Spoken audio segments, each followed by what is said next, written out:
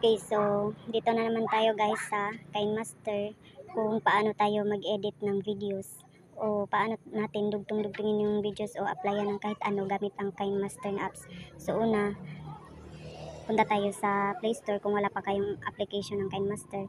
Since meron na naman ako pero dito talaga tayo magsisimula sa Play Store. So, ayan. Tapos search natin yung KineMaster. Ayan. So, ano nyo lang yan, install nyo lang yan, tapos magda-download po yung application nyo, antayin nyo mag-download yun, tapos pagkatapos ng mag-download, nakalagay yun na enable, tapos i-click nyo yung enable dito na side, click nyo yung enable at i-open nyo. Okay, so dito sa KineMaster,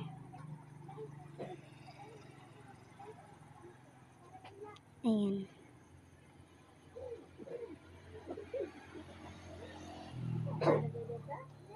Pwede po tayong gumamit ng KineMaster na kahit na wala tayong load kasi offline apps na ito. Kaya yan. So ang gagawin natin, click natin yung create new. So since YouTube naman ang ang pakay natin, so ina-upload natin siya sa YouTube. So ang aspect ratio na gagamitin natin ay itong 16:9.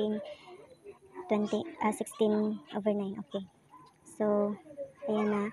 Lagyan natin ng project name. So, depende na yun sa inyo guys kung ano ang ilalagay nyo. Halimbawa, lagyan natin ng KineMaster.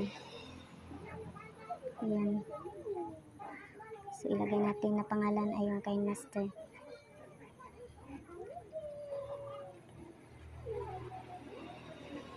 Tapos, click natin yung create. Ayan na.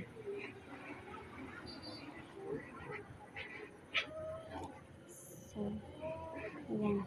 Click natin yung video na kung saan anong gustong video ang i-edit natin. So, hanapin natin yung video. Ayan, video. Ayan, click natin yan. Ay, photos pala yun eh. Ayan, videos. Ayan, so, since dalawang video ko, so, yan dalawa ang i-click natin. Ayan, automatic na yun na magdugtong-dugtong na yan kasi napasama na natin yan eh. So, babalik natin doon sa play kung paano natin i-play. Yan, X lang tayo. Ito. Okay. Yan. So, click natin to. Yan. So, medyo normal lang yung takbo ng ating video. So, pwede natin siyang gawing, pwede natin siya palakasan. I-edit natin yung speed. Ano bang tawag nito? Okay, edit natin yung speed. Yan. So, ilalagay natin siya sa times 2. So, ang mangyayari sa video natin, ito na.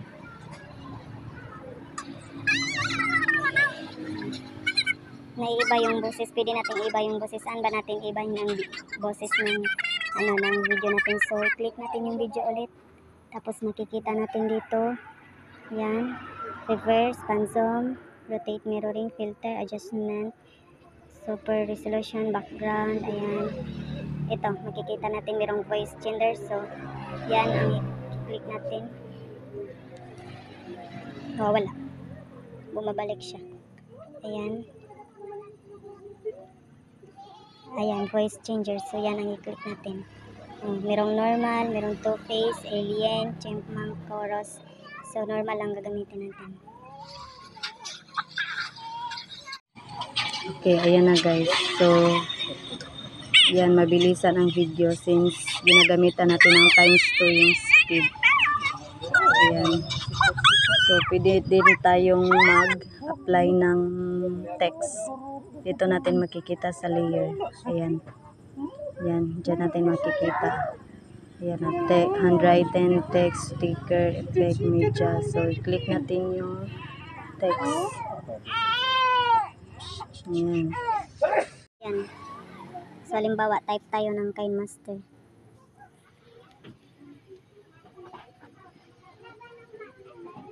KineMaster. Ayan. Tapos click natin tong okay. Okay, makikita na dyan ang KineMaster na inilalagay natin. Ayan. Ayan. So, pwede natin yang lagyan ng color. Dito natin makikita sa color. Yan. So, pipili tayo. Tapos, halimbawa sa akin, ang ilalagay ko ay itong kulay dilaw. Yan.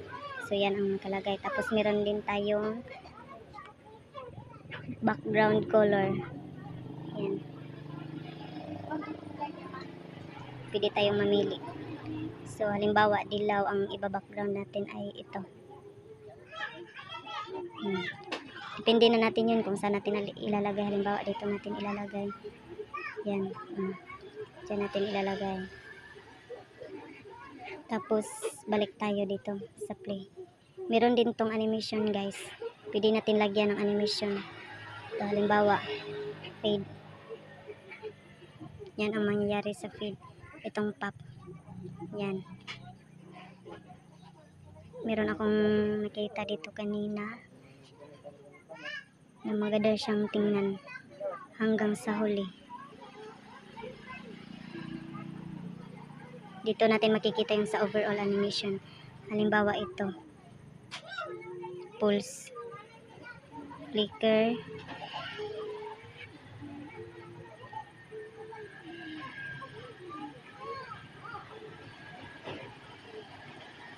Ayan. So, kapag gusto natin yan, hanggang sa huli ng ating video, ganito lang, idadrag lang natin siya. Ayan. Ayan, dalhin natin doon hanggang sa kahuli-hulihan ng ating video. Ayan. So, makikita natin na dinadrag. Okay. Nasa sa inyo na yun. Okay. So, ang isusunod natin na pagtuunan dito ay yung dito na naman, balik tayo sa video, itong pan and zoom. Ayan, pan and zoom. Kung saan pwede nating ibahin yung, pwede natin palakihin yung video. Pwede natin itong palakihin. Drag lang natin yan. Ganyan. Balik tayo. Okay, tapos i-play natin. Meron din tayong intro ng ating video, guys. Lagyan natin ng intro.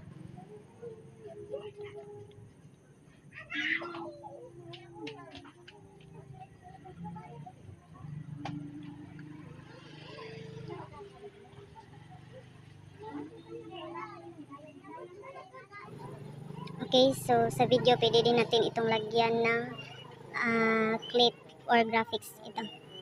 So meron tayong powerful habang nagpi-play yung video, ito ang mangyayari. Ito, click natin tong on stage acceleration. Ayan. So ang mangyayari sa video natin, ayan, mga star na nahuhulog, ano yun, falling star, ayan. Ayan ang mangyayari habang i-play natin yung video natin. Ayan. Okay.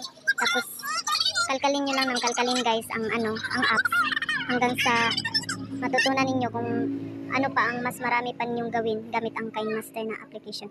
Tapos pag nagsisave na kayo, tapos na kayong nag-edit, ito lang ang i-click nyo para ma-save. Ayan, click natin yan. Merong advertise dyan, nakalagay save and share. So, click natin tong save as video. Ayan. Ayan. So, may advertise. Makikita natin yung advertise. So, ang gagawin natin is skip. Ayan. So, nasisave na siya. Abot yan hanggang dito sa dulo. Hanggang sa nasisave na siya. Tapos, nasa sa inyo na yun. Kung i-upload nyo ba ang video sa YouTube, pwede na yun. Nasisave na yun sa files natin sa gallery. Makikita natin doon ang folder ng KineMaster.